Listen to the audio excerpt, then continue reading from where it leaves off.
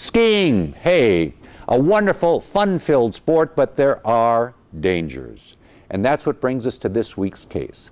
Involves a fella in Utah. Skiing down a hill, ran into a retaining wall covered with snow, suffered a very bad injury, sued the ski resort. Ski resort looked to a statute that exists in Utah, like exists in many states with ski areas, that says that the owner and operator of a ski resort will not be liable, will not be responsible for the inherent dangers and perils of skiing. You can run into a tree, you can run into a rut, you can run into rocks. The operator isn't going to be responsible for that.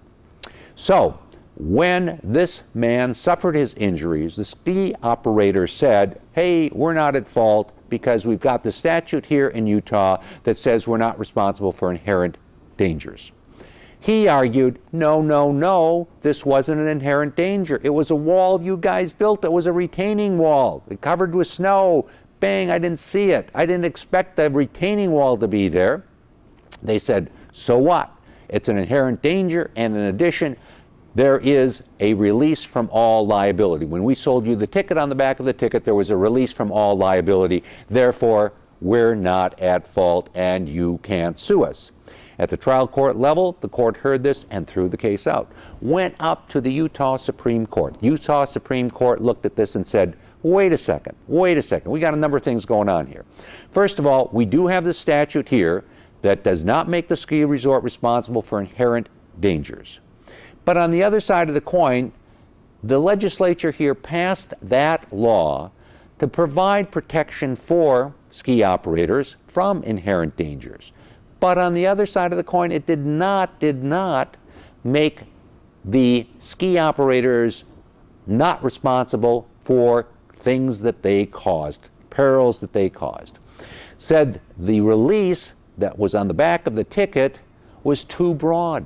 It covered everything. And it said that really isn't the bargained exchange that the legislature provided for. The legislature said, hey, you guys are going to be off the hook for things that are inherently dangerous in the skiing sport, but you're not going to be off the hook for everything. And if you put that release on the ticket, that release will not be valid. And they found the release invalid. They said the fellow could go forward with his claim. Now, that was a case in Utah. Other states have similar laws, Nevada, California, but other states, like California, find that the release on the back of a ticket is valid. And if there is a release on the back of the ticket, the ski resort is not at fault, even if it caused the injuries by building retaining walls in the wrong places or doing something else wrong. Therefore, when you're going to be engaged in skiing, make sure you understand what kind of a release you have from the ski area that you're skiing at. It will vary from one to another. Generally, most of them provide complete release from all aspects of injury, but some vary a little bit. If you, in fact, have bought that ticket, you need to be aware of the fact you might be giving up all of your rights in the event that ski resort causes you to get hurt.